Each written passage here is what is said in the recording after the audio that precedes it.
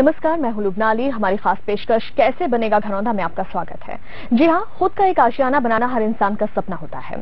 कई लोग खुशकिस्मत होते हैं जो इसको पूरा करते हैं, तो कई लोग अपनी छत, अपने आशियाने की जद्दोजहद में पूरी जिंदगी गुजार देते हैं। बाजार लगातार प्रॉपर्टी खरीदने की इच्छाओं को महंगा करता जा रहा है। 1 अप्रैल से मध्य प्रदेश में नई गाइडलाइन की दरें लागू हो जाएंगी। फिलहाल जो प्रस्ताव तैयार किए गए हैं उनसे मकानों की कीमतें आसमान छूने लगेंगी। और कैसे पूरा होगा एक आदमी का घर बनाने का सपना, हम इसी की पड़ताल करने की कोशिश करें। हमारे साथ को जुड़ रहे हैं आवासीय पर्यावरण मंत्री जयंत मलैया जी। आपका बहुत बहुत स्वागत है। मलैया जी, आपका बसल न्यूज पर स्वागत है। जानना चाहते हैं आपसे हम यहाँ पर अफोर्डेबल हाउस की बात की जा रही है, यहाँ पर बात की जाती आम आदमी का घर।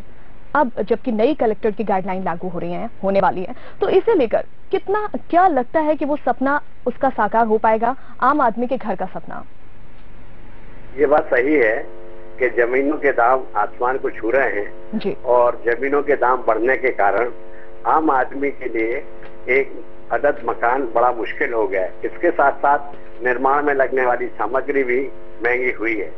अब इसके लिए हमने आर्थिक दृष्टि से कमजोर लोगों के लिए मकान निर्माण के लिए 1 रुपए स्क्वायर फीट के ऊपर भूमि उपलब्ध कराने का निर्णय लिया है, जिसके तहत हाउसिंग बोर्ड और विकास प्राधिकरण 1 रुपए स्क्वायर फीट के ऊपर जमीन ले सकेंगे। इसके तहत ही भोपाल विकास प्राधिकरण ने राजस्व विभाग से जमीन ली है और इसके ऊपर लगभग 400 EWS हम बनाने जा रहे हैं। परंतु ये बात सही है, समस्या इतनी विकराल है कि इस अकेले से काम नहीं चलेगा। इसके लिए हमारी जो टाउनशिप की पॉलिसी है, जो शहर के बाहर अपेक्षाकृत कम लागत की जमीन के ऊपर मकान बनाने का है, इसको हम और व्यवहारिक बनाने जा रहे हैं कि अफोर्डेबल हाउसिंग की जो परिकल्पना है वह पूरी हो सके। बहरहाल आज के समय में ये बात सही है कि आम आदमी के लिए एक मकान एक सपना सा ही बन के रह गया है। जी मलैया जी, बहुत बहुत धन्यवाद बंसल न्यूज से बातचीत करने के लिए। करेंगे हमारे साथ मनोज सिंह मेघ जी भी जुड़े हुए हैं। मनोज सिंह जी, यहाँ पर कहा यही जा रहा है कि लोग जो है वो घर बनाने का सपना इस तरह पूरा करेंगे, झुग्गियों की तादाद लगातार बढ़ेगी। लेकिन बात यहाँ पर यह भी की जा रही है कि कलेक्टर रेट बढ़ाएगा, यहाँ पर बिल्डर्स भी रेट बढ़ाएंगे, यानी कि कीमतें बहुत ज्यादा हो जाएंगी। तो क्या वाकई में कीमतें बढ़ाना, बाजार किस तरह से इस कीमत को तय करता है, किस तरह से अपने लॉजिक क्या होते हैं बाजार की अपनी कीमतों को तय करने के? देखिए, पहले तो मैं स्पष्ट कर देना चाहूंगा कि बिल्डर अपनी मर्जी से कीमत बढ़ाने में सक्षम नहीं है। वो बाजार में बैठा है, बाजार की डिमांड और सप्लाई पे काम करता है। चूंकि व्यवसाय कर रहा है, जिस तरह की डिमांड होगी उस तरह की सप्लाई वो स्टॉक बनाता है।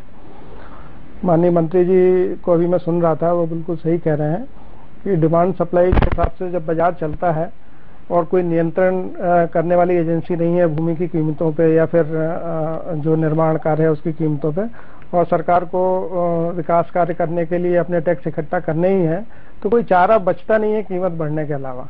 मनोज जी, यहाँ पर मैं आपसे जरूर सवाल करना चाहूंगी। आप कह रहे हैं डिमांड और सप्लाई की बात हो रही है, कीमतों की, हम जमीन की बात कर रहे हैं। यहाँ पर 2 कॉलोनी है, आसपास बसी हुई है, ज्यादा फर्क नहीं है।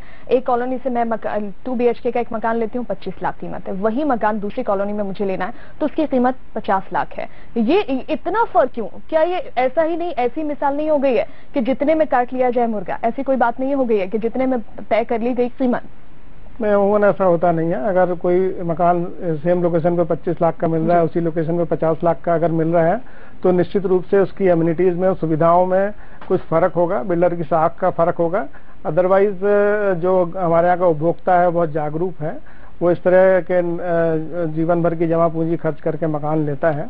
तो कोई भी बिल्डर इलॉजिकल प्राइस बाजार में कोट करने में सक्षम नहीं है आज की तारीख में। जी, इलॉजिकल नहीं है, लेकिन लॉजिक क्या होते हैं उसके पीछे? किस तरह के लॉजिक काम कर रहे हैं? लॉजिक देखिए, इतने दिनों में जो भी कीमतें बढ़ी हैं, तो लोगों को अगर लगता है कि इसमें बिल्डर के मार्जिन बढ़ गए, तो ऐसा हरगिज नहीं है। ये जमीन की कीमतें जो बढ़ी, निर्माण कार्य करने में जो लागत लगती है वो जो बढ़ा, विकास कार्य के जो खर्चे बढ़े हैं वो लगा, टैक्सेशन इतनी तेजी से बढ़ा, स्टैंप ड्यूटी और कलेक्टर गाइडलाइन बढ़ी, ये सब बढ़ के कुल मिला के जो उपभोक्ता की जेब से पैसा निकलता है वो ज्यादा होता है। आज 2009 के आंकड़े में कोट करना चाहूंगा। पैन इंडिया रेट था 2750 रुपए पर स्क्वायर फीट फ्लैट्स का, इसमें से 750 रुपए सिर्फ टैक्सेस है। 30%, 25 से 30% सिर्फ टैक्सेस जाते हैं, जो कि सरकार के मद में जाते हैं। तो अगर अफोर्डेबिलिटी लानी है तो टैक्स भी कम करना पड़ेगा, जमीन की कीमतों में भी नियंत्रण रखना पड़ेगा, बिल्डर्स को अपने मार्जिन भी मिनिमम रख के टर्नओवर बढ़ाना पड़ेगा। लेकिन हर बार दोस्त बिल्डर को या डेवलपर को ये दे दिया जाता है कि इन्होंने कीमतें बढ़ा दी। कोई भी डेवलपर कीमतें बढ़ा के व्यवसाय करने की स्थिति में नहीं है। बिल्कुल बिल्कुल, बहुत ही महत्वपूर्ण सवाल आप यहाँ पर कर रहे हैं बने हुए। मनु सिमिन जी, यहाँ पर हम आपसे जानना चाहेंगे कि किस तरह की बात की जाती है सरकार की अपेक्षाओं की, क्या एक कोऑर्डिनेशन की कमी यहाँ पर नजर आती है सरकार के बीच, बिल्डर्स के बीच, और इस कोऑर्डिनेशन की यहाँ पर जरूरत है ताकि एक आम आदमी के घर बनाने का सपना, कम से कम एक छोटा सा घर बनाने का सपना तो जरूर ही पूरा हो सके। निश्चित रूप से बिना तालमेल के निजी डेवलपर्स और सरकार के बिना तालमेल के अफोर्डेबिलिटी लाना कठिन काम है जी। और हमारे यहाँ मुख्य समस्या है कि जो डेटा माइनिंग है या डेटा का जो कलेक्शन है वो आज के युग में भी बहुत अच्छे तरीके से नहीं हो पाता है। इस कारण जो भी रेट गाइडलाइन में लिए जाते हैं वो फौरी तौर पर जो प्राइजेस डेवलपर्स की हैं या जो अधिकारी फील्ड पे तहसीलदार पटवारी जी वगैरह एकत्रित करते हैं उसके हिसाब से ली जाती है जी। अभी भोपाल को एनएसबी नेशनल हाउसिंग बैंक ने रेसिडेक्स में शामिल किया हुआ है। आप उनका डेटा या उनका इंडेक्स उठा के देखें और कलेक्टर गाइडलाइन देखें तो आपको भारी फर्क दिखेगा। तो इसमें विसंगतियां रेटों में होती हैं। कई जगह पे रेट उतने नहीं होते जितनी गाइडलाइन हो जाती है, या गाइडलाइन जितनी है उससे ज्यादा बाजार के रेट देखे गए हैं। तो इसमें बहुत संतुलन की जरूरत है। इसमें कई बिल्कुल संतुलन की जरूरत यहाँ पर जरूर महसूस की जा रही है मनोज जी। तो एक सुंदर घर हो, आपका सपना साकार हो, इसके लिए जरूरी है कि सरकार और बिल्डर्स के बीच एक अच्छा तालमेल हो, तभी आपका घर बनाने का सपना भी साकार हो सकता है।